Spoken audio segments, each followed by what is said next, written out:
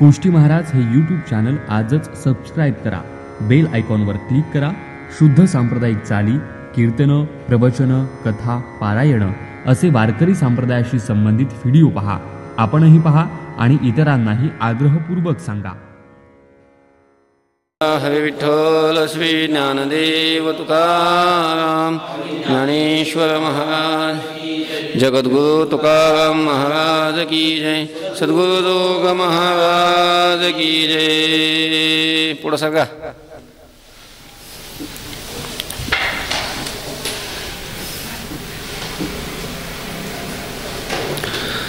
आता मज धरवावी शुद्धी, येथुनी परतवावी बुद्धी, घ्यावे सोडवनी कृपानिधी, सापडलो संधी काळचक्री, करशील तरी नव्हे काही, राईचा डोंगर पर्वत राई, आपुले करुणेची साई, करिओ आई मजवरी. मागील काळ अज्ञानपणे, सरला स्वभावी त्या गुणे, नेणे आयुष्य होते उणे, पुढील पेणे अंतरलो. आता मज वाटतसे भय, दिवसेंदिवस चालत जाय, येथे म्या येऊनी केले काय, नाही तुझे पाय आठविले. करुणी अपराध क्षमा, होतील केले पुरुषोत्तमा, आपुले नामी द्यावा प्रेमा, सोडवी भ्रमापासून या. हृदय वसो तुमच्या गुणी, ठावा हा पाया पे चरणी, करू हा रस सेवन वाणी, फिटे तो धणी तुका म्हणे. करशील तरी नव्हे काही, राईचा डोंगर पर्वत राई, आपुले करुणेची साई, करिओ आई मजवरी. संत शिरोमणी, वैराग्याचे महामेरू, श्रीमंत श्री जगद्गुरु तुकोबाराय या अभंगातून भगवंताकडे मागणी करतात, प्रार्थना करतात. अतिशय नम्र होऊन, दीन होऊन देवाला शरण जाऊन तुकोबारायांनी या अभंगातून मागणी केलेली आहे. जवळजवळ सर्वच अभंगामध्ये आपण आजपर्यंत जे अभंग 4-5 पाहिले, सगळ्याच अभंगामध्ये तुकोबारायांनी काय केलेले आहे, मागणीच करतात. तुकोबाराय मागणीच चालू आहे. याही अभंगातून तुकोबाराय देवाला मागू लागलेले आहेत. आणि मागत असताना तुकोबाराय म्हणतात, हे देवा, हे कृपानिधी, आता मज शुद्धी धरवावी, येथुनी बुद्धी परतवावी. तुकोबाराय देवाकडे जी मागणी करतात ती ही अशा स्वरूपाची. आपणही देवाला मागत असतो, अनेक वेळेला मागितलेलंही आहे आणि इथून पुढेही आपण मागणार आहोत. पण आपल्या मागणीचा आणि तुकोबारायांच्या मागणीचा विषय निश्चितच काय भिन्न आहे. तुकोबाराय ही अध्यात्म क्षेत्रातलेच होते, आपणही अध्यात्म क्षेत्रामध्येच आहोत, पण तरी मागणी मात्र काय भिन्नच आहे. काय मागतात तुकोबाराय, काय तुकोबारायांच्या मागणीचा विषय काय आहे. तुकोबाराय म्हणतात की आता मज शुद्धी धरवावी, येथुनी बुद्धी परतवावी.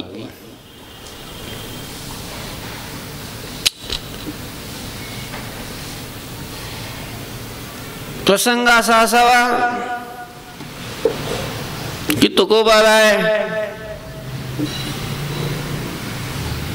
भगवत प्राप्तीचं जे साधन आहे, मुक्त होण्याचं जे साधन आहे, ते साधन करत असावेत. आणि ते साधन करत असताना कधी कधी त्या साधनापासून मनुष्य असा दूर जातो. आपणही तुम्ही बघा, कधी आपणही एखादं साधन एखादं करायचं ठरवलं तर ते साधन पूर्णत्वाला नाही जात.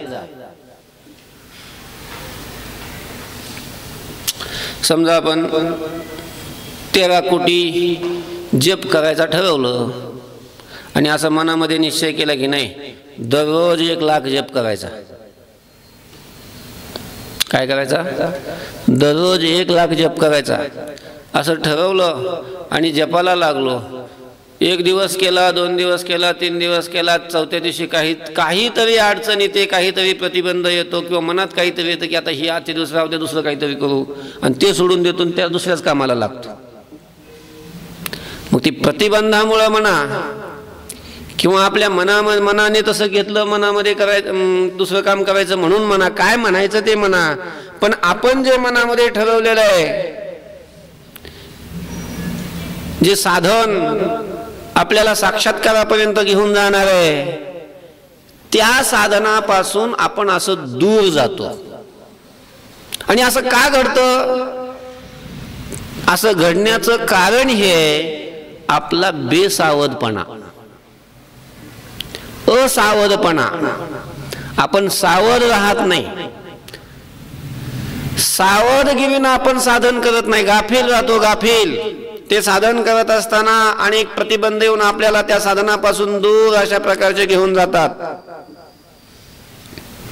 मध्ये विघ्न निर्माण करतात. तुकोबारायांना सुद्धा तसाच अनुभव येत असावा. तुकोबारायांनी आतापर्यंत साधन केलं, अनेक वेळेला तुकोबारा साधनाला चिटकायचे, पुन्हा साधनापासून त्या दूर जायचे, पुन्हा साधनाकडे यायचे, पुन्हा साधनापासून दूर जायचे. मग तुकोबारायांनी मनामध्ये विचार केला की असं का होतंय,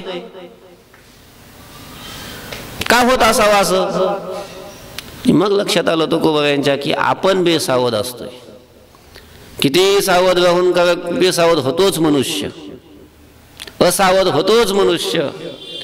आणि म्हणून तुकोबारायांनी देवाला प्रार्थना केली की देवा मला असं बेसावध होऊ देऊ नकोस,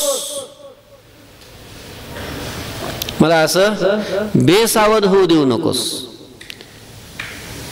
माझी शुद्धी कायम ढवून राहिली पाहिजे.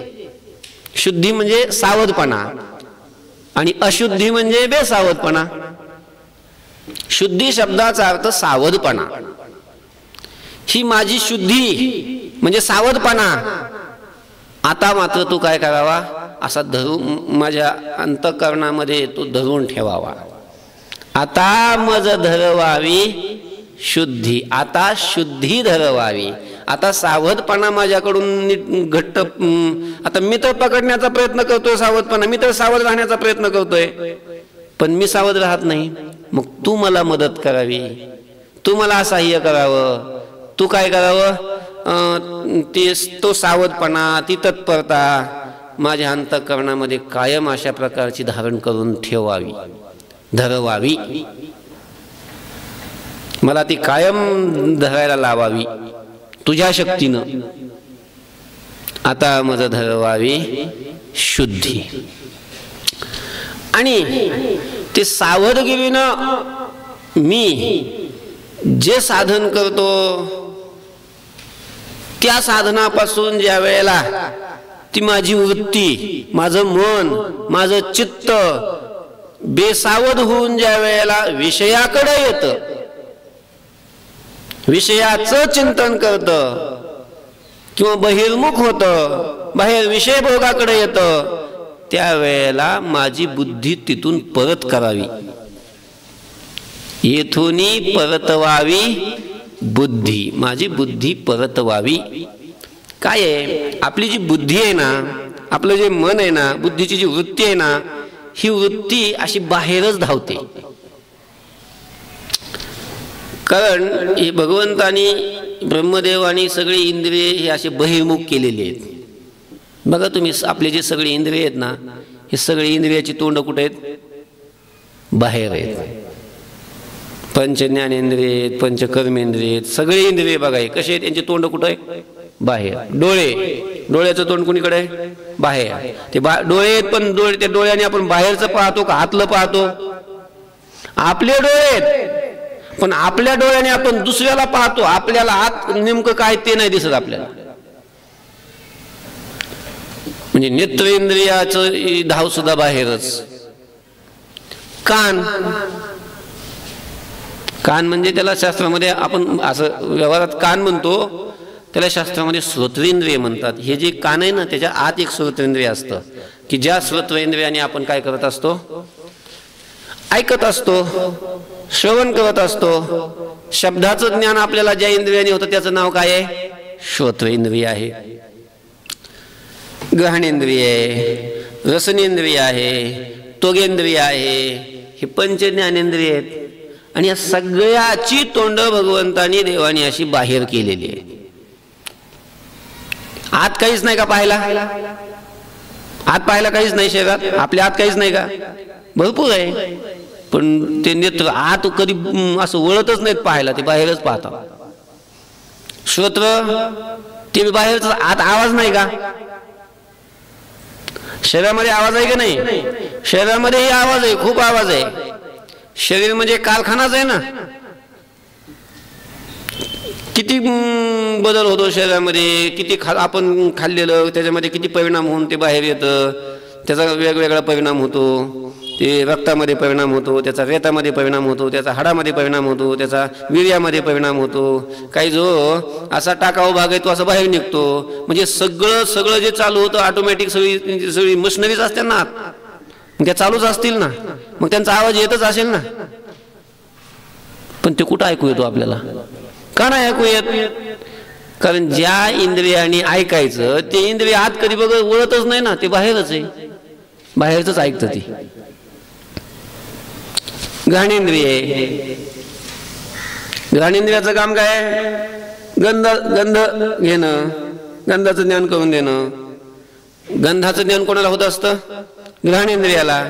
पण ते बी बाहेरच्याच गंधाचं ज्ञान करून देतं, आतल्या नाही. आत गंध नाही काय, शरीरात गंध आहे की नाही, कसा गंध आहे, गंधाचे दोन प्रकार, सुगंध आणि दुर्गंध. कसला का होईना पण गंधच आहे ना तो. आतही गंध आहेच ना शरीरामध्ये, पण शरीरातल्या गंधाचं ज्ञान करून घ्राणेंद्रिय नाही देत, बाहेरच्या गंधाचं ज्ञान करून देतो. मग शरीरातला गंध ज्यावेळेला बाहेर येतो त्यावेळेला मग तो इथं गंध आहे म्हणतो. पण बाहेर आल्यानंतर त्याचं ज्ञान करून देतो. जोपर्यंत आत आहे तोपर्यंत घ्राणेंद्रिय आणि त्या गंधाचं ज्ञान नाही होत. म्हणजे प्रत्येक इंद्रिय हे बहिर्मुख आहेत, त्यांची तोंड बाहेर आहेत आणि बाहेरच्या विषयाचं ते ज्ञान करून देतात, आतलं ज्ञान करून नाही देत. आणि हे मन, बुद्धीची वृत्ती ही इंद्रियाच्या द्वारा बाहेरच जाते, बाहेरच्याच विषयाचा भोग घेते. शब्द, स्पर्श, रूप, रस, गंध यांचाच उपभोग घेत असते. आणि हे सगळे विषय हे मलिन आहेत. विषय हे कसे आहेत, मलिन अशा प्रकारचे आहेत. तुकोबा म्हणतात, देवा पांडुरंगा, माझी वृत्ती जी बाहेर विषयाकडे येते, विषयाचा भोग घेते, या विषयापासून तुम्ही वृत्ती काय करावी, परतवावी, ती अंतर्मुख करावी. जी बाहेर आलेली आहे तिला परत करावं, म्हणजे आत तिला अंतर्मुख करावं, तिला वळवावं. आत कुठं वळवायचं, ती बुद्धी जिथं आहे तिच्या बुडाला आत्मा आहे, तिला आधार, तिला अधिष्ठान आत्मा आहे. आणि बाहेर आलेली ती वृत्ती तिला परत करून, तिला वळून त्या आत्मस्वरूपाच्या ठिकाणी स्थिर करावी, म्हणजे येथून परतवावी बुद्धी. शुद्धी धरवावी, मला सावधपणा अशा प्रकारचा धरवावा, आणि येथून बुद्धी काय करावी, परत करावी. हा एक याचा अर्थ. दुसरा याचा अर्थ आहे की आता शुद्धी धरवावी. शुद्धी शब्दाचा अर्थ दुसरा आहे पवित्र. शुद्धी म्हणजे काय, पावित्र्य, शुद्धपणा, पवित्रता, हा दुसरा अर्थ आहे. आणि जी पवित्रता आहे, जे पावित्र्य आहे, ते पावित्र्य ज्या वस्तूच्या ठिकाणी आहे ती माझ्या बुद्धिवृत्तीनं धरून ठेवावं. आणि आता जे अपवित्र अशा प्रकारच्या वस्तूला धरलेलं आहे, इथून बुद्धीची वृत्ती काय करावी, परत करावी. म्हणजे काय, आता आपल्या बुद्धीनं जे धरलेलं आहे किंवा जिथं बुद्धिवृत्ती आहे ती अपवित्र वस्तूच्या ठिकाणी, पवित्र वस्तूच्या ठिकाणी नाही. आपली बुद्धिवृत्ती कुठे आहे? बाहेर विषयाच्या ठिकाणी, संसारामध्ये, जगामध्ये, आपल्या शरीराच्या ठिकाणी. आणि हे सगळं अपवित्र आहे. हे सगळं कसं आहे? अपवित्र आहे. शरीर सुद्धा कसं आहे? अपवित्र आहे. घाण, अतिशय अशुद्ध आहे शरीर. या शरीरामध्ये एक रक्त नावाची वस्तू आहे, त्याचं नावच अशुद्ध आहे. त्याचं नावच काय आहे? अशुद्ध अशा प्रकारचं आहे. आणि आपण आपली बुद्धिवृत्ती या शरीराच्या ठिकाणी ठेवलेली आहे. आपली वृत्ती कुठे आहे? शरीरावर आहे. शरीराच्या ठिकाणी आपली जी विषयावरही असते, घरावर असते, मुलावर असते, आईवर असते, बापावर असते, काकावर, मामावर, सगळ्यावर आपली वृत्ती थोडी थोडी अशी वाटलेली असते. कशा रूपाने वाटलेली असते? ती दोन रूपांना, प्रामुख्याने ती आपली जी वृत्ती आहे ही वृत्ती दोन रूपांना अशी विभागलेली असते. एक अहम रूपानी आणि दुसरी मम रूपानी. अहम आणि मम. शरीराच्या ठिकाणी अहम रूपानी आणि शरीर संबंधी जे पदार्थ आहेत त्यांच्या ठिकाणी मम रूपानी. शरीराला आपण अहम म्हणत असतो. अहम, मी. शरीराला आपण काय? आपलं स्वरूप समजतो, आपलं स्वरूप. आणि शरीर संबंधी जे पदार्थ आहेत, आपलं हे जे शरीर आहे, शरीराच्या संबंधी असणारा पदार्थ म्हणजे आई, शरीराच्या संबंधी असणारा पदार्थ म्हणजे वडील, भाऊ, बहीण, बाकीचे सगळे अजून सखी संबंधी जे कोणी आहेत. तसंच घर. मग या सगळ्या पदार्थांना आपण माझं म्हणत असतो. मम, त्याला संस्कृतमध्ये मम म्हणतात. आई माझी, वडील माझे, भाऊ माझा, बहीण माझी, बायको माझी, मुलगा माझा. आपण ज्या घरात, ते शरीर ज्या घरात राहतं ते घर माझं. ज्या गाडीनं ते फिरत असतं ती गाडी माझी, शेती माझी, हे गाव माझं. हे माझं अशा माझ्या या माझ अहम आणि मम म्हणजे मी आणि माझं अशा स्वरूपाने, अशा रूपाने आपली बुद्धिवृत्ती ही अनात्म पदार्थाच्या ठिकाणी चिटकलेली असते, स्थिर झालेली असते. कुठं? अनात्म पदार्थाच्या ठिकाणी. आणि जो अनात्म पदार्थ आहे तो अशुद्ध आहे, तो अपवित्र आहे. पवित्र फक्त आत्मा आहे. नित्य शुद्ध बुद्ध मुक्त शुद्ध आत्मा आहे. आत्मस्वरूप आहे, परमात्म स्वरूप आहे. आणि ह्या अनात्म पदार्थाच्या ठिकाणी बुद्धी चिटकली अहम आणि मम रूपानी. तिथून तुम्ही बुद्धी काय करा? परत करा. तिथून काढून घ्या माझी बुद्धी. देहाला चिटकले. देह अपवित्र आहे. देह कसा आहे? अपवित्र आहे. फारच अपवित्र आहे देह. देहाचा अपवित्रपणा इतका, देहा इतकी अपवित्र वस्तू जगामध्ये दुसरी कोणती नाही. अशी वाटते कोणती देह इतकी अपवित्र वस्तू? त्यातली त्यात पशवादिकाच्या देहापेक्षा मनुष्याचा देह सगळ्यात अपवित्र. आणि त्या अपवित्र देहाच्या ठिकाणी आपली बुद्धीची वृत्ती काय झालेली आहे? चिटकलेली आहे. आणि ती इतकी चिटकलेली आहे की तद्रूप झालेली आहे. नुसती अशी चिटकणं म्हणजे असा नुसता संयोग संबंध झालाय असं नाही. संबंधाचे वेगवेगळे प्रकार असतात. संयोग संबंध, समवेत संबंध, संयुक्त समवाय संबंध, संयुक्त समवेत समवाय संबंध, विशेषणता संबंध, असं नाही. तादात्म्य संबंध घडलेला आहे बुद्धिवृत्तीचा आणि देहाचा. ती बुद्धी देहालाच आपलं स्वरूप मानते. देहच आपण असं मानते. आणि ती देह तर अपवित्र आहे. इतका अपवित्र आहे की त्या देहासारखी अपवित्र वस्तू जगामध्ये दुसरी कोणती नाही. वरून तर किती सुंदर दिसतोय. पवित्र वाटतोय, सुंदर दिसतोय, पण बघा जरा आत कसं आहे मध्ये त्याच्या. वरून वरून नका पाहू, आत त्याच्या काय आहे. असे एक शिक्षक होते, म्हणजे गुरुजी होते. आश्रमामध्ये काही विद्यार्थी होते. मग देहाचं अनित्यत्व, देहाचं नाशिवंतत्व समजून सांगत होते. हा देह नाशिवंत, मळमूत्राचा बांधा, वरी चर्म घातले रे, कर्मकीटकाचा सांधा, रव रव दुर्गंधी रे, अमंगळ तिचा बांधा. काय सगळ्या दुर्गंधी, घाण आहे सगळ्यात. सगळ्यात अपवित्र शरीर आहे, देह आहे. त्या शिष्याला काही पटच ना ते. असं कसं महाराज, अजून एखादी वस्तू कोणती जगामध्ये दुसरी असेल की शरीरापेक्षा अपवित्र? ते म्हणे जर असेल तर मला आणून दाखव, मी ती मान्य करेल. ठीक आहे म्हणे गुरु महाराज. आणि मग तो ती अपवित्र वस्तू जगातली गुरुजींना आणावी, आपण दाखवावी आणून, म्हणून तो निघाला.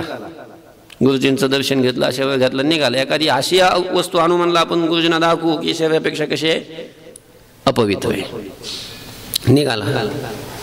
मग रस्त्याने जाताना असं बऱ्याच वस्तू पाहिल्या, वाटायचं हे असं का अपवित्र शरीरापेक्षा, त्याचा काय असं तसं निश्चय होईना. पण रस्त्याने जाता जाता त्याला एक अपवित्र वस्तू दिसली.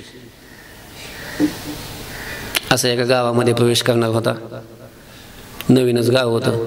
असं फिरतच होता ना तो, अपवित्र वस्तू शोधित. सकाळ सकाळची वेळ होती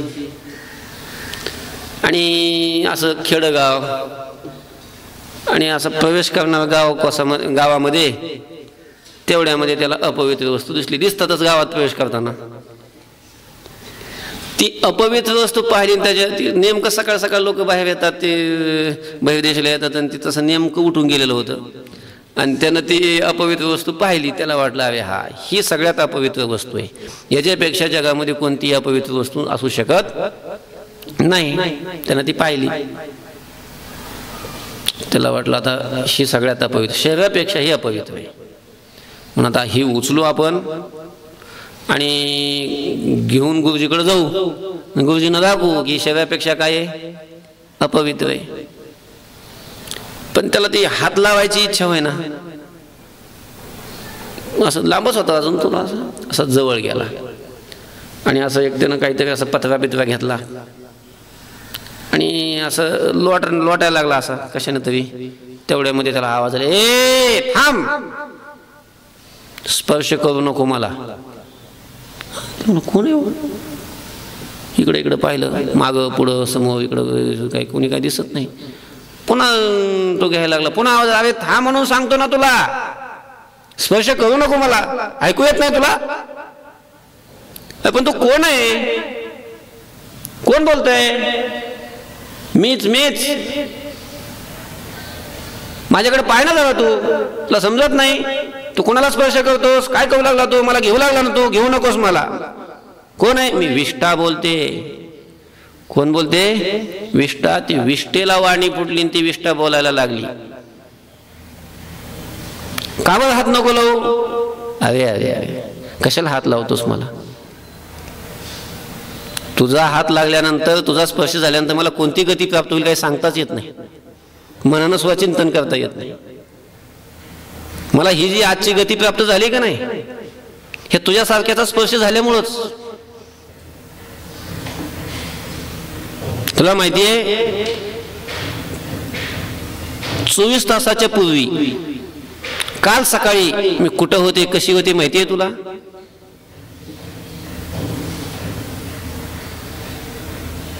काल सकाळी 7-8 वाजता पुण्यातलं प्रसिद्ध जे हॉटेल आहे, त्या प्रसिद्ध हॉटेलमध्ये असं समोरच्या बाजूला काचेमध्ये मला ठेवलेलं होतं. प्रत्येक येणारा माणूस माझ्याकडे असं पाहत होता. मला पाहिलं की त्याच्या मनामध्ये एक अशी इच्छा होती, माझ्याविषयी हवं अशी इच्छा म्हणजे निर्माण व्हायची की ही आपल्याला भेटावी, ही आपल्याला भेटावी, ही आपल्याला भेटावी. अतिशय गोड दिसत होते मी. मला पाहिलं की इच्छा निर्माण होत होती. प्रत्येकाच्या तोंडाला पाणी सुटत होतं. कोण होते माहितीये मी? जिलबी. कोण होते मी? जिलबी. तुझ्यासारखाच कोणीतरी आला आणि त्यानं माझ्याकरता मागणी घातली. माझ्या मालकाने त्याला दिलं, विकलं, पैसे देऊन तो घेऊन गेला घरी. घरी गेल्यानंतर त्याचा आणि माझा एक दिवसाचाच संबंध आला. म्हणजे त्याने ती जिलबी काय केली? खाल्ली. आणि एकच दिवस त्याच्या सुख संगतीमध्ये मी राहिले, त्याच्यामध्ये त्या शरीराच्या संगतीमध्ये राहिले. एकच दिवस शरीराच्या संगतीमध्ये राहिले तर 24 तासामध्ये मला आज ही दशा प्राप्त झाली. प्रत्येकाला हवी हवी वाटणारी मी आज माझ्याकडे कोणी पाहिलं की असं थुकत आणि पुढे जातं निघून. ही जी अवस्था प्राप्त झाली, हा जो अपवित्रपणा माझ्याकडे आला, कोणामुळं? शरीरामुळं. विष्ठा अपवित्र जर असेल, विष्ठा जर अशुद्ध असेल तर त्या विष्ठेला विष्ठत्व, विष्ठापणा ज्या शरीरामुळे प्राप्त झाला ते शरीर किती अपवित्र असेल. नको हात लावू मला. आता तरी कमीत कमी मला राहू दे या अवस्थेमध्ये, अजून कोणत्या अवस्थेला नेऊन टाकतो मला, नको हात लावू मला, अशी ती विष्ठा बोलत होती. गेला परत गुरुजींना सांगितलं, महाराज खरंच शरीरच काय आहे? अपवित्र. शरीरासारखी दुसरी अपवित्र वस्तू जगामध्ये नाही. घाण आहे शरीर हे सगळं, अपवित्र शरीर हे सगळं. आणि आपली वृत्ती तिथं येऊन बसलेली आहे. त्या वृत्तीच्या, त्या देहाच्या ठिकाणी आपली वृत्ती स्थिर झालेली आहे. मी शरीर म्हणून, की जे शरीर अनित्य आहे, विनाशी आहे, दुःखरूप आहे, अपवित्र आहे, अशा शरीराच्या ठिकाणी.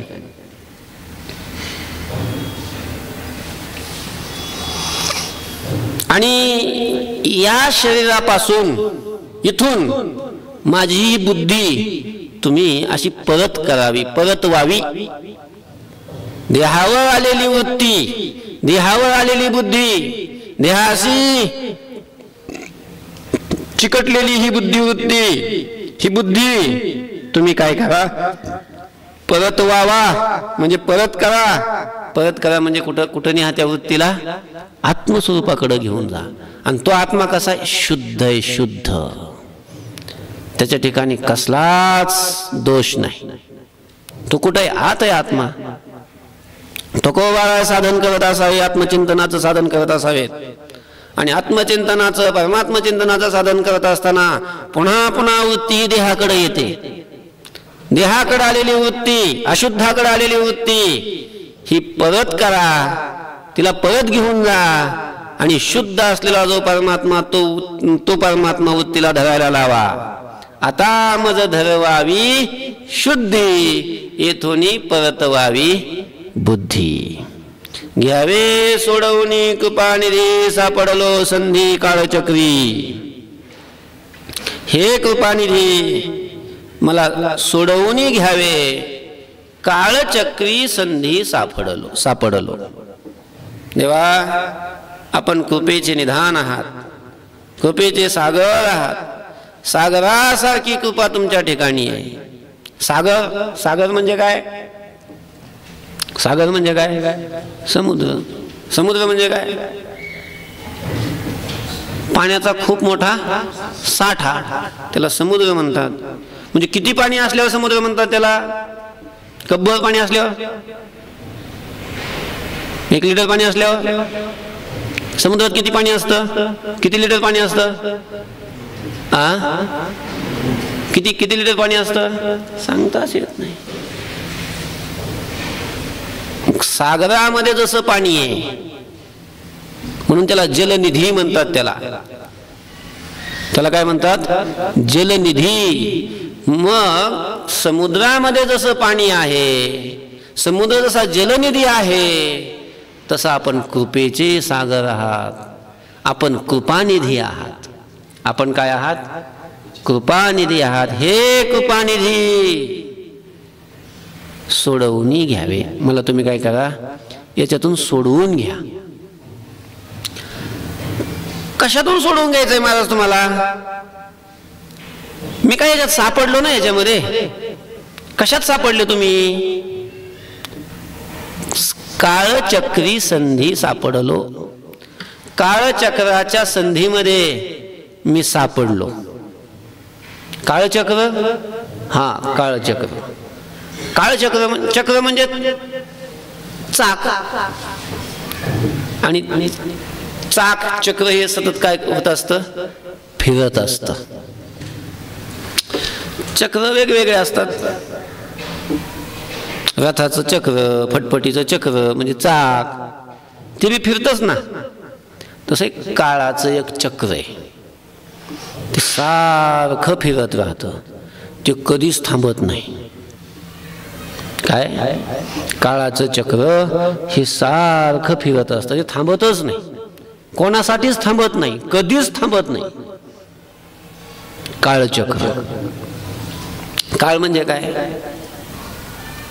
काळ म्हणजे समय. त्याला हिंदीमध्ये काय म्हणतात? समय. संस्कृतमध्ये काल, काल म्हणतात. मराठीमध्ये काळ म्हणतात. त्यालाच हिंदीमध्ये समय म्हणतात. समय चक्र, कालचक्र सारखं फिरत असते, थांबत नाही. मग चक्र जे फिरतं ना, ते सारखं असं मग ते गोल फिरत असतं. त्याचा फेरा असा गोल असतो. त्याचा फेरा कसा असतो? गोल. गोल जे फिरतं त्याला चक्र म्हणतात.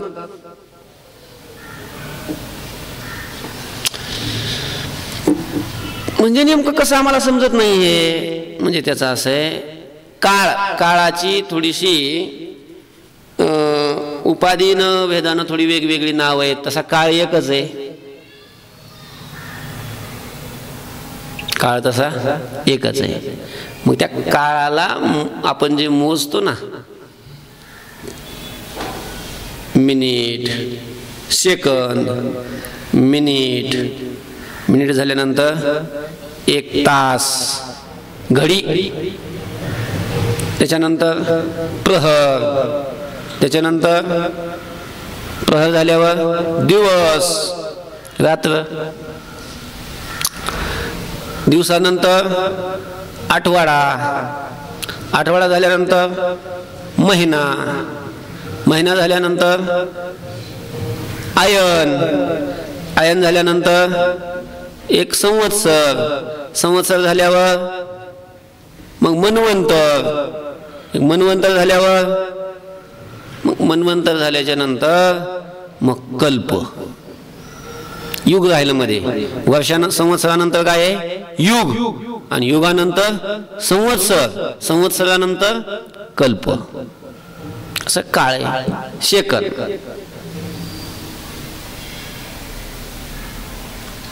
60 सेकंद झाले की एक सेकंद, 2 सेकंद, 3 सेकंद, 4, 5, 6, 7, 8, 9 असं 60 पर्यंत आलं की 1 मिनिट झाला. मग 1 मिनिट झाला मग पुन्हा काय? पुढं काय? 61 का? पुन्हा काय 61 आहे का? मग काय पुढं? आता सेकंद काट आहे ना, सेकंद काट टक टक टक टक टक टक टक टक टक टक टक टक टक टक असं 60 वेळेला टक टक केलं त्यानं. कुठे येतो? 12 येतो. आणि 12 वाला 60 झालं त्याचं. 60 झाली मग पुन्हा काय पुढं? पुन्हा 61 का? 61 नाही, पुन्हा 1 2 3 4 5 6 7 8 9 10 असं. म्हणजे सेकंद काटा असा फिरला 60 वेळेला, असं 60 वेळेला टक टक त्यांनी केलं की पहिल्या जागेवर येतो, जिथून तो सुरू झाला होता तिथं आला. तिथं आला की थांबत नाही, पुन्हा त्याचं फिरणं चालूच राहतं. पण पुन्हा ज्या वेळेला फिरतो त्यावेळेला काय असतं? पुन्हा तेच 1 2 3 4 असं असंच फिरणं असतं त्याचं. यालाच चक्र म्हणतात, यालाच कालचक्र म्हणतात. यालाच काय म्हणतात? कालचक्र म्हणतात. हे कोणासाठीच थांबत नाही. नाही म्हणले आम्ही थांबवून घेऊ. अरे तू थांबवशील, गाड्या थांबवशील, ते काटे थांबवशील त्याचे, पण काळ थोडाच थांबलाय. काळ कोणासाठी थांबतो? नाही थांबत. मग जसं हे सेकंदाचा सेकंद फिरत असतात असे तिथंच, तसंच मिनिट 1 2 3 4 5 6 7 8 9 10 असं 60 वेळ 60 पर्यंत आलं की पुन्हा 1 2 3 4 असं 7 मिनिट झालं की 1 घंटा, 1 तास, 60 सेकंदाचा 1 मिनिट, 60 मिनिटाचा 1 तास, आणि असे तास फिरले 1 2 3 4 5 6 7 8 9 10 11 12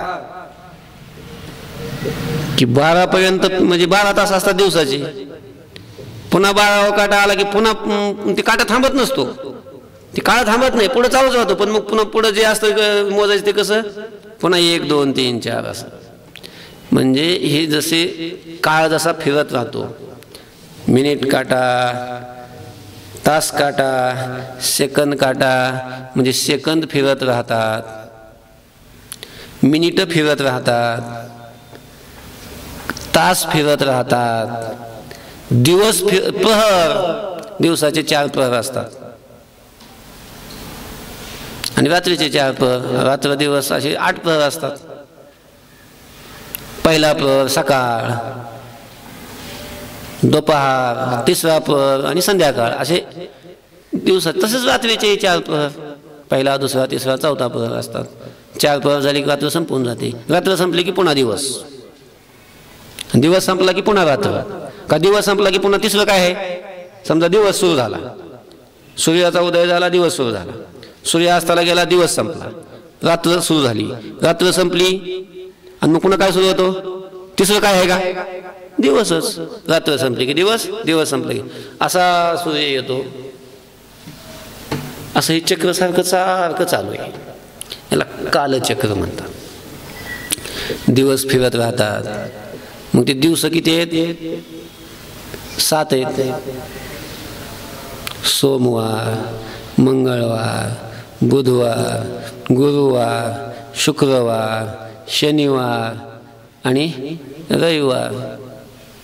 आणि रविवार झाल्यावर पुन्हा 8वं काय आहे काय, 8वं काय ना, पुन्हा सोमवार, पुन्हा मंगळवार. हे असे दिवस फिरत राहतात. तास फिरत राहतात, दिवस फिरत राहतात. त्याच्यानंतर आठवडे, पक्ष. एका महिन्यामध्ये 2 पक्ष असतात.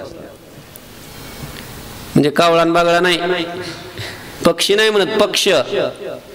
पंधरवाडा, पंधरवाड्याला पक्ष आहे. त्याच्यामध्ये महिन्यामध्ये 2 पक्ष, म्हणजे 2 पंधरवाडे असतात. एक शुक्ल पक्ष आणि वद्य, शुक्ल आणि कृष्ण पक्ष. त्याला मराठीमध्ये शुद्ध पक्ष आणि वद्य पक्ष म्हणतात. पंधरवाड्यामध्ये 15 दिवस असतात. प्रतिपदा, द्वितीया, तृतीया, चतुर्थी, पंचमी, षष्ठी, सप्तमी, अष्टमी, नवमी, दशमी, एकादशी, द्वादशी, त्रयोदशी, चतुर्दशी, पौर्णिमा.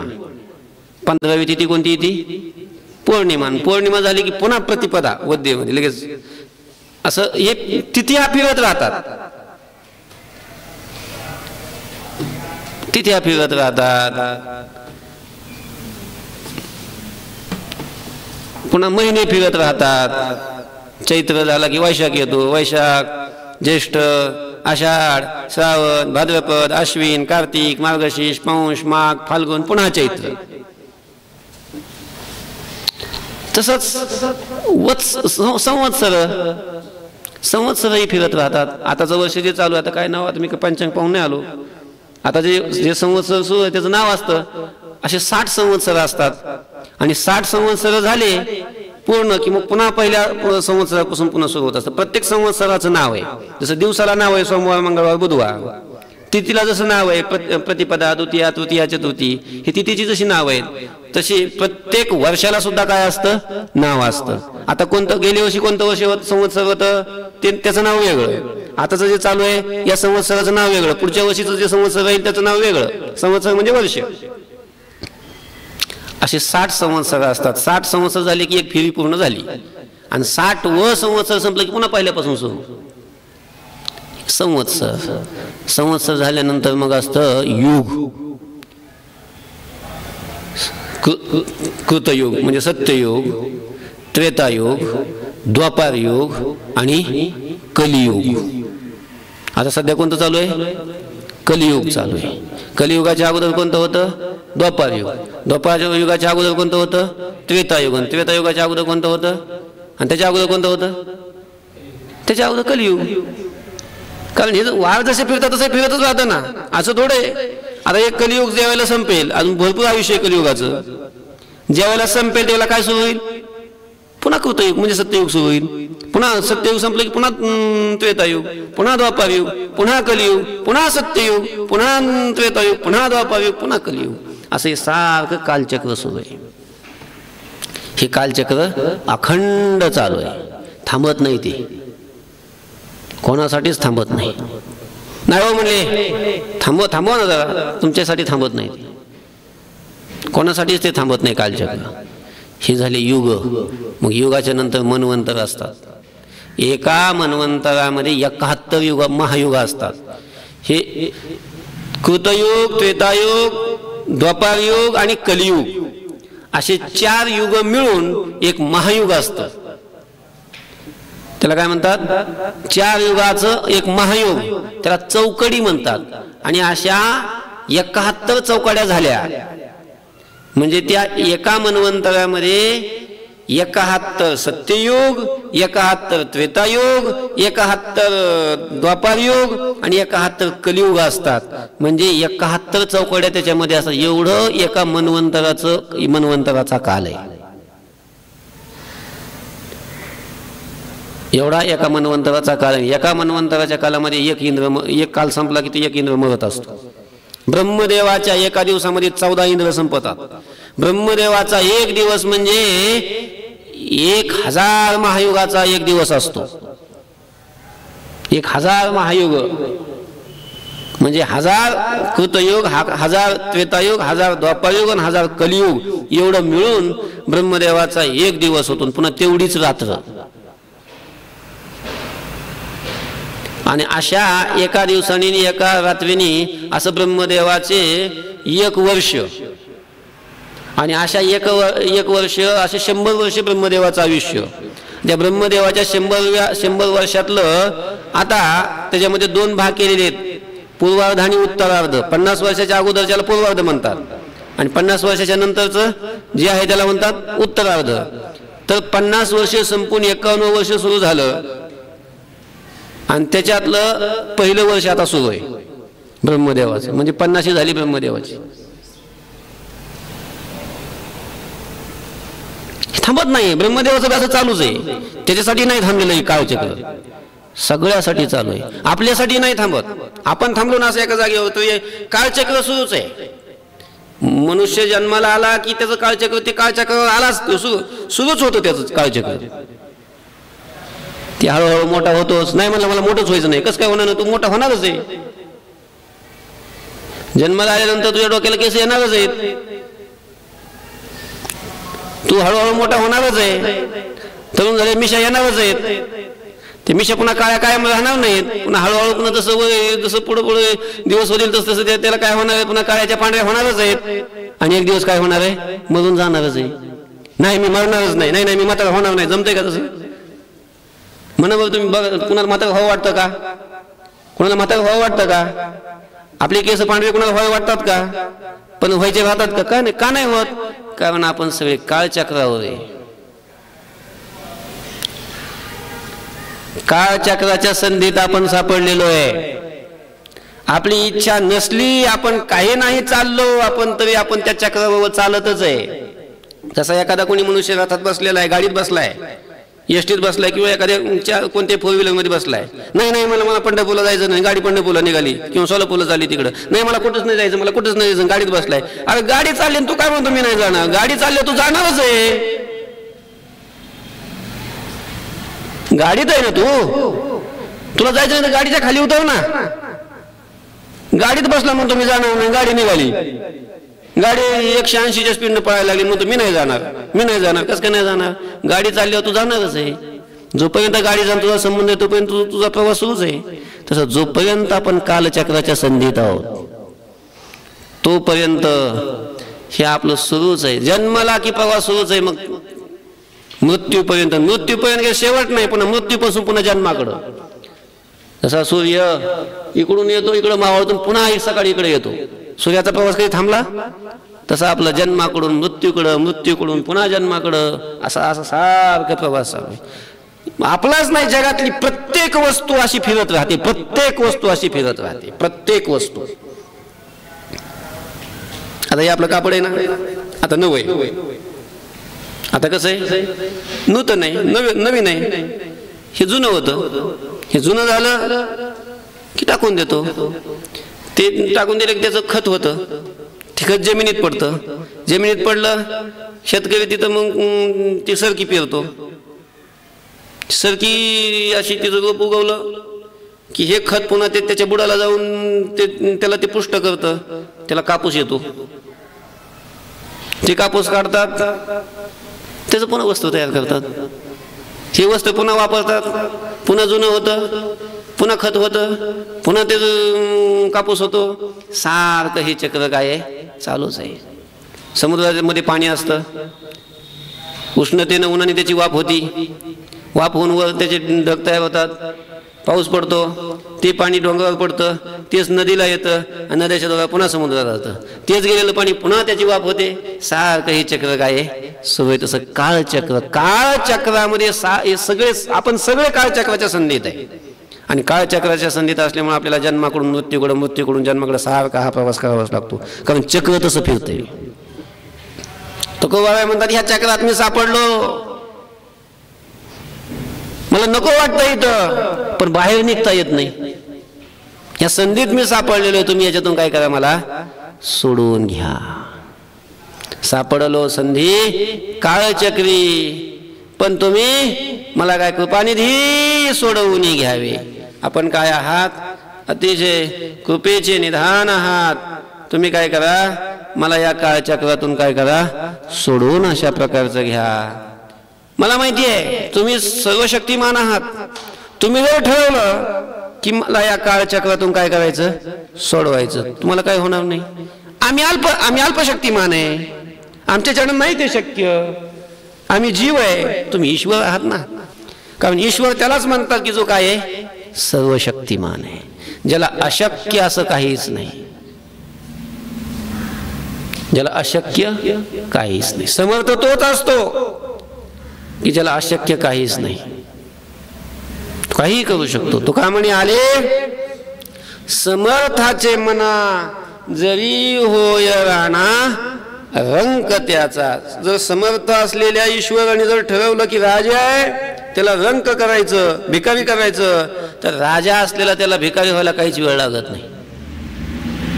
आणि भिकारी आहे, रंक आहे, त्याला राजा करायचा असेल ईश्वराने मनात घेतलं तर त्याला काहीच वेळ लागत नाही, लगेच तो काय होतो, राजा होतो. राजाचा रंक आणि रंकाचा राजा, काहीच वेळ लागत नाही. चहा विकणारा माणूस देश चालवितो, त्याला काय वेळ लागते, देवाच्या मनात आले देवाजीच्या मना, तेथे कोणाचे चालेना. राजाचा रंक रंकाचा राजा करायला काही वेळ लागत नाही. मुखं करोति वाचालं पंगुं लंघयते गिरिं यत्कृपातमहं वंदे परमानंद माधवम. तू ठरवल्यावर काय नाही होणार, करशील तरी नव्हे काही. तुकोबाराय म्हणतात, करशील तरी नव्हे काही. राईचा डोंगर पर्वत राई, आपुले करुणेची साई करीऊ आई मजवरी. करशील तरी नव्हे काही. तू जर करायचं ठरवलं तर काय होणार नाही. राईचा डोंगर आणि डोंगराची राई होऊ शकते. राई म्हणजे अतिशय लहान पदार्थ, राई मोहरी, तिचा डोंगर होऊ शकतो आणि डोंगराची राई होऊ शकते. तू जर ठरवलं तर काय नाही होणार. मुक्याला वाणी होऊ शकते. मुका असलेला मनुष्य सुद्धा वाचस्पतीच्या बरोबर पैज लावून त्याला हरवू शकतो. हे तुमचं सामर्थ्य आहे, काय नाही होणार तुमचे, तुम्ही ठरवलं तर. देवाने ठरवल्यावर काहीही होतं. एक कथा सांगत अशी, कोणीतरी एक राजा,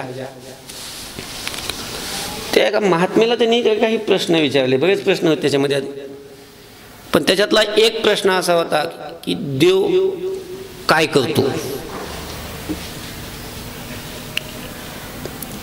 तसं विद्यार्थी असतील तर अभ्यास करतात, दुकानदार असेल तर दुकान चालवितो, शेतकरी असेल तर शेती करतो, व्यापारी व्यापार करतो. डॉक्टर असेल तर पेशंट तपासतो, बरोबर. देव काय करतो नेमकं, देवाचं काय काम, देव काय करतो असा प्रश्न विचारला. ती म्हणे तू राजा आहे का? हा. तुझ्या प्रश्नाचं उत्तर देतो पण तुला एकट्याला नाही, सभा भरव. आणि सभेमध्ये काय असे बावळट लोक बोलवू नकोस, विद्वानांची सभा भरव. तुझ्या प्रश्नाचं उत्तर मी विद्वानाच्या सभेत देईन. राजाने आमंत्रण दिलं सगळ्यांना, सगळे विद्वान बोलावले, पाचारण केले.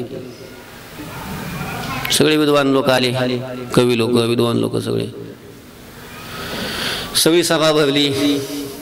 राजा सिंहासनावर आरूढ. आणि मग ज्या महात्म्याला त्यांनी प्रश्न विचारले होते ते महात्मे आले. महात्मे आल्यानंतर सगळ्यांनी त्यांचं स्वागत वगैरे केलं. आले. राजा आसनावरून उठला, त्यांना नमस्कार केला, त्यांना आसन दिलं बसायला. पण आता तो राजा सगळ्यात मोठं आणि उंच ह्याच्यावर त्याचं आसन, बाकीचे सगळे आसनं खाली. असं बाजूला त्या एका महात्म्याचं असं जवळ आसन. त्याने अगोदर सगळ्याला सांगितलं होतं की महात्मे येणार आहेत, त्यांना मी प्रश्न विचारून त्या प्रश्नाचे उत्तर देण्याकरता महात्मे येऊ लागलेले आहेत. ते प्रश्नाचे उत्तर कोणालाच किती बऱ्याच विद्वानाला विचारले होते पण कोणाला उत्तर देता येत नव्हते. तो महात्मा देऊ लागलाय. कसा विद्वान असेल, काय उत्तर देईल हे ऐकण्याकरता उत्सुकतेनं सगळे आलेले आहे. त्यांना आसन दिलेलं बसायला समोर, असं बाजूला आले, बसले. ते त्यांचं सगळं स्वागत, त्यांचे पूजन वगैरे झालं. आणि मग राजाने उठला, हात जोडले, सांगलं महाराज मी तुम्हाला माझ्या प्रश्नाचे उत्तर देण्याकरता बोलवलेलं आहे. हो म्हणे बोलवलेलं आहे.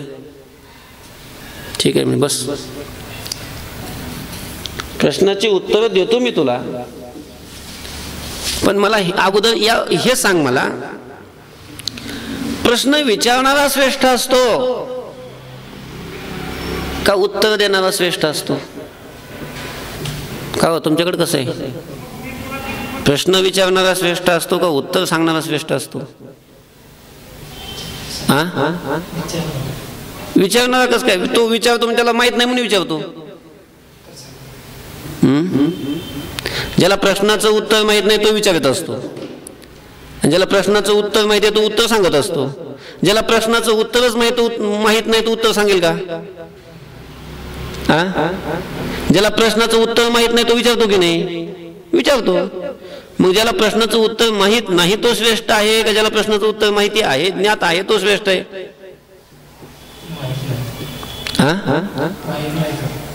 तो कस काय श्रेष्ठ असेल? ज्याला प्रश्नाचं उत्तर ज्ञात आहे तो श्रेष्ठ असेल ना, आणि तोच प्रश्नाचं उत्तर देईल ना. राजाने सांगितलं जो प्रश्नाचं उत्तर देतो तो श्रेष्ठ आहे. ठीक आहे. मग जो श्रेष्ठ असतो त्याचं आसन वर असतं का जो कनिष्ठ आहे त्याचं आसन वर असतं? श्रेष्ठ माणसाचं आसन वर असतं का कनिष्ठ माणसाचं आसन वर असतं? आणि राजाने स्वतःचं आसन असं वर, स्वतःच राजाचं आसन वर होतं आणि बाकीचे आसन कसे होते? खाली होते. म्हणजे ते विद्वानाचं आसन सुद्धा कुठं होतं? खालीच होतं. कसं काय उत्तर सांगू म्हणे तुला? तुमच्याकडे मर्यादा व्यवस्थित, मर्यादेचं पालन नाही केलं जात. जो श्रेष्ठ आहे त्याचं आसन वर पाहिजे. लगेच राजा खाली उतरला, त्यांच्या पाया लागला, सांगितलं महाराज तुम्ही वर बसा, मी खाली बसतो. आणि मग त्या महात्म्याला सिंहासनावर बसवलं. तो राजा खाली बसला त्या महात्म्याच्या पाय दिले त्या आसनावर, आणि मग पुन्हा हात जोडले, सांगितले महाराज आता सांगा माझ्या प्रश्नाचं उत्तर. काय प्रश्न आहे तुझा? त्यांनी सांगितलं महाराज माझा पहिला प्रश्न आहे, बाकीचे आज बरेच प्रश्न होते. देव काय करतो? देव काय करतो? त्या महात्म्याने सांगितलं तुला अजून कळलं नाही का देव काय करतो ते? तुला समजलं नाही देव काय करतो ते? तुझ्या प्रत्यक्ष डोळ्याने पाहिलं तू देव काय करतो ते, आणि अजून मला विचारतो तू की देव काय करतो ते? अरे देव काय करत नाही, त्याला वाटेल ते काहीही करू शकतो, त्याच्यामध्ये ते सामर्थ्य आहे. त्याच्या मनात आलं तर रंकाचा राजा करतो आणि राजाचा रंक करतो. तुला माहिती आहे 2 मिनिट अगोदर मी मधुकरी मागणारा होतो. भिक्षुक. आणि आता 2 मिनिटाच्या आत आता काय झालं? राजा झालो, सिंहासनावर बसलो. अजून काय करायला पाहिजे देवाने? त्याच्या मनात आलं तर काही करतो. तो 2 मिनिटाच्या अगोदर राजा होता, सिंहासनावर होता, आणि आज माझ्या आसनावर जाऊन बसला म्हणजे रंक झाला, भिक्षुक झाला. काही देव समर्थ आहे, समर्थ. तू ठरवल्यानंतर काय होणार नाही. करशील तरी नव्हे काही. तू ठरवलं काय करणार नाही. तुझं सामर्थ्य आहे तसं. तू ठरव की मला सोडवायचं या काळचक्रातून. तू ठरव मला सोडायचं, असं ठरवून घे. करशील तरी नव्हे काही. राईचा डोंगर पर्वत राई, आपुले करुणेची साई, करी ओ आई मजवरी. हे आई, आपुले करुणेची साई मजवरी करी हो. आपली जी करुणा आहे त्या करुणेची सावली माझ्या अंगावर तू कर. म्हणजे माझ्यावर तू कृपा कर, माझ्यावर करुणा कर, आणि करुणा करून माझ्यावर कृपा करून मला या काळचक्राच्या तावडीतून काय कर, सोडव. देवा, हे आई. पांडुरंगाला तो कुबराईने आई म्हटलंय. हे आई, हे विठाबाई, हे पांडुरंगे, हे विठ्ठले, तू काय कर, मला या काळचक्रातून सोडव. मी प्रयत्न करतो सुटण्याचा, पण मी सुटत नाही. पुन्हा पुन्हा माझी बुद्धी विषयाकडे जाते, पुन्हा पुन्हा बुद्धी माझी बाहेर शरीराकडेच येते, आत परततच नाही. तूच कृपा कर, आणि त्याच्याशिवाय काळचक्रातून सुटणार नाही. तूच कृपा कर, आणि तिथून माझी बुद्धी परत कर. आजपर्यंत तर माझा काळ असाच गेला. आजपर्यंत तर मी काही केलंच नाही, घडलंही नाही माझ्याकडून काही. आता करायला लागलो तर तसं ते होत नाही. म्हणून तूच मदत कर. कसा गेला आतापर्यंतचा काळ? मागील काळ अज्ञानपणे, सरला स्वभावे त्या गुणे,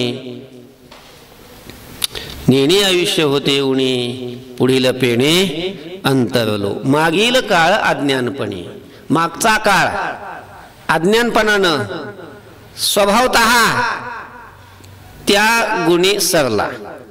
स्वभावताच त्या अज्ञानपणानं तो काळ काय होऊन गेला, संपून अशा प्रकारचा गेला. बाळपण तसंच, कुणाचंही तसंच संपत. बाळपण गेले नेणता, वृद्धपणी तारुण्य दशे विषय व्यथा, वृद्धपणी प्रवर्तली चिंता मरे मागुता जन्मधारी. बाळपण गेले नेणता. बालपण असं अज्ञानपणात जातं, कुणाचंही असो, कुणी असो. काय करतं बालपणाच्या मध्ये? काय आपण करावं, आपलं हित कशामध्ये, नामस्मरण करावं, साधना करावी, आपण या संसारातून मुक्त व्हावं, समजतं असं काय बालपणामध्ये? म्हाताऱ्या लोकांना कळा ना. अख्खा जन्म गेला तरी. आणि बालपणात काय कळणार आहे? कळतं काही बालपणात? काही कळत नाही, काही कळत नाही. अहो, टेकले म्हातारे तरी त्यांना समजत नाही अजून आपण आता तरी उद्धाराची साधना करावी. बाबा एक दृष्टांत सांगत असतात. एक म्हातार, अख्खा जन्म गेला त्याचा, पण कधी देवाचं नाव तोंडाने घेतलं नाही. देवधर्म सांदी पडिले सगळं. नुसतं हाय संसार, हाय पैसा, हाय संसार, हाय पैसा, असा जन्म गेला. बरं, त्याची मुलं होते, 2 मुलं होते, चांगले मुलं होते, सुशिक्षित होते. त्यांना वाटायचं आपल्या बाबांनी खूप कमवलं आहे, आता म्हातारपणामध्ये तरी आता त्यांनी काय करावं, स्वतः करता आत्मचिंतन करावं, काहीतरी परमात्मचिंतन करावं, स्वतःचा उद्धार करून घ्यावा. पण तसं ते करीतच नव्हतं. काही खूप वाटायचं त्यांना की यांनी देवाचं भजन करावं, पण ते करीतच नव्हतं म्हातार. शेवटी त्याची वाणीच गेली, बोलताच येईना त्याला. पण त्या पोरांना खूप हळहळ वाटायची की आपल्या बाबांनी कधी आयुष्यात कधी देवाचं नाव घेतलं नाही. एकदा तरी बाबांनी राम तरी म्हणावं, पण ते काय म्हणतच नव्हतं. पण काय झालं, एके दिवशी नेमकं असं ते म्हातारं खाटीवर झोपवलेलं होतं, आणि दारात असं वासरू बांधलेलं होतं गाईस. ती कोणीतरी ती का त्या सुनबाईनं काहीतरी अशी ती झाडून वगैरे काढलं आणि किरसुनी तिथंच टाकली.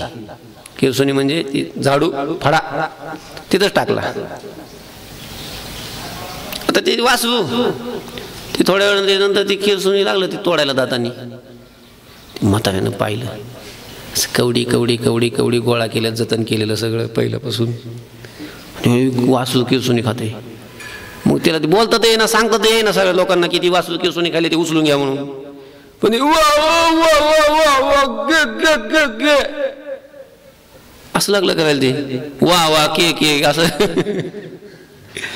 ती पोराने ऐकलं त्याच्या काय जाऊ द्या म्हणे आता शेवटच्या टप्प्यात का व्हाना पण म्हाताऱ्याला म्हणजे बाबांना वासुदेवा केशवा म्हणावं वाटतंय.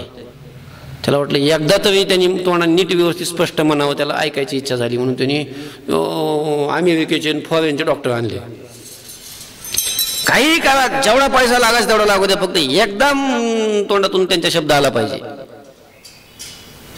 आणि मग खूप खर्च केला आणि थोडीशी मग ती वाणीतून शब्द यायला लागले आणि मग बोलायला लागले. मग ती पोरगं जवळ बसलं. बाबा बोला आता तुम्हाला वासुदेवा केशवा म्हणायचं होतं ना त्यासाठी मी खूप खर्च केलाय आणि तुम्ही वासुदेवा केशवा म्हणण्याकरता तुम्ही म्हणा आता वासुदेवा केशवा म्हणा माझ्या देखत एकदा तरी म्हणा. ते मला कशाचा वाशा आणि कशाचा केशा मला वासुदेवा आणि केशवा नाही म्हणायचं ते वासू केसुनी खात होतं हे सांगायचं होतं म्हणे.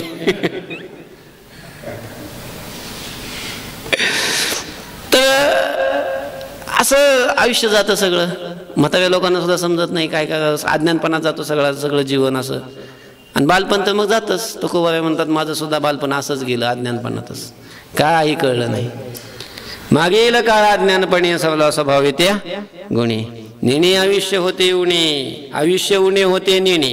आयुष्य कमी कमी होत जात होतं. 100 वर्षाचं आयुष्य असतं एखाद्या व्यक्तीचं.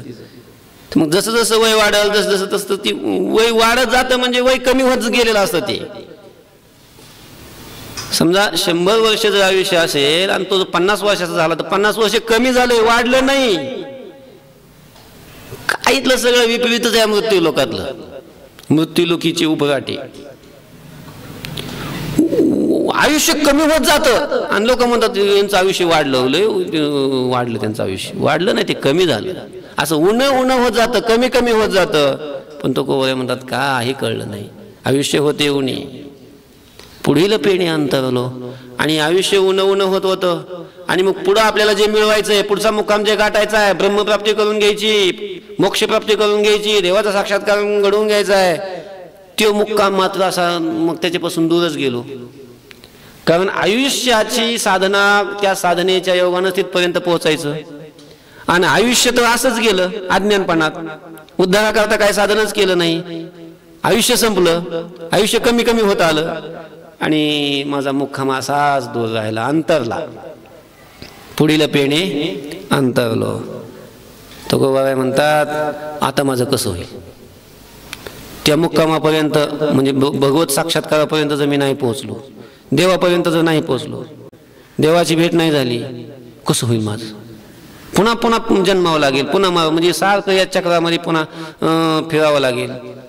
तुकोबाबाई म्हणतात मला याची खूप भीती वाटू लागली. आता माझं वाटत असे भय दिवसेंदिवस चालत जाय. असे दिवसेंदिवस असे चालत चाललेले आहेत. मी नाही काय करत साधना पण दिवस थोडेच थांबलेत माझ्यासाठी. दिवस थांबलेत का तुमच्यासाठी ते थांबलेत का माझ्यासाठी ते दिवस थांबणार आहेत का नाही. दिवस असे दिवस निघूनच चाललेत. दिवसेंदिवस चालत जाय दिवसेंदिवस असे जाऊच लागलेले आहेत. आणि त्यामुळं मला खूप भय वाटते. आता माझं वाटत असे भय दिवसेंदिवस चालत जाय. तुकोबाबाई थोडंसं आत्मनिरीक्षण करतात. तुकोबाबाई म्हणतात देवा काय केलं मी इथं येऊन येथे मी येऊन केले काय इथं येऊन काय केलं काही समजत नाही मला. जे करायला पाहिजे तर ते तर केलंच नाही. काय केलं आपण तरी काय केलं येऊन. देव भेटेल देवाची कृपा होईल साक्षात्कार होईल आपण मुक्त होऊ असं काही केलंय. भगवंताचं नाम गायलंय नामस्मरण केलंय काही केलं नाही. तो गोबाबाई म्हणतात मी काय केलं इथं येऊन. नाही तुझे पाय आठविले. तुझ्या पायाचा आठव, तुझ्या पायाचं चिंतन तर मी कधीच केलं नाही. मग काय केलंय? असं वाटतंय की आपलं इथं येणं हे निरर्थक आहे, निरर्थक, फुकट गेलं इथं आलेलो आपलं आयुष्य. करुणी हे सगळे आपले दोष, आपले अपराध तुकोबारांनी लक्षात घेतले आणि मग या दोषातून मुक्त करण्याकरता प्रार्थना करतात. करुणी अपराध क्षमा, होतील केले पुरुषोत्तमा, आपुले नामी द्यावा प्रेमा, सोडवी भ्रमापासून या. हे पुरुषोत्तमा, होतील आणि केलेले माझे अपराध आणि पुढे जे होतील अशा प्रकारचे हे जे अपराध आहेत, हे अपराध क्षमा करून मला तुमच्या नामाविषयीचं प्रेम माझ्या अंतःकरणामध्ये द्या. आपुल्या नामी द्यावा प्रेम, नामाविषयीचं प्रेम अंतःकरणामध्ये द्या आणि ह्या सगळ्या संसाराच्या भ्रमातून मला काय करा, मुक्त अशा प्रकारचं करा. सोडवी भ्रमापासून या, हृदय वसो तुमच्या गुणी, ठावहा पाया पे चरणी, करू हा रस सेवन वाणी, फिटे तो धणी.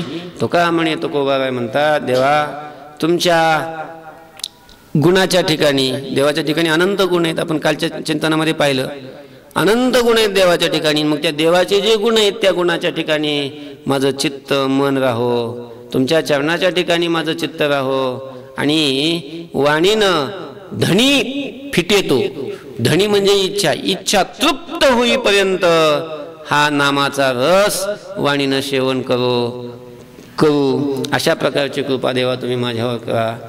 फिटे तो धणी तुका म्हणे, करशील तरी नव्हे काही, राईचा डोंगर पर्वत राई, आपुले करुणेची साई, करिओ आई मजवरी. पुंडली कवरदा हरे विठ्ठल, श्री ज्ञानदेव तुकाराम, मौली ज्ञानेश्वर महाराज की जय. जगद्गुरु तुकाराम महाराज की.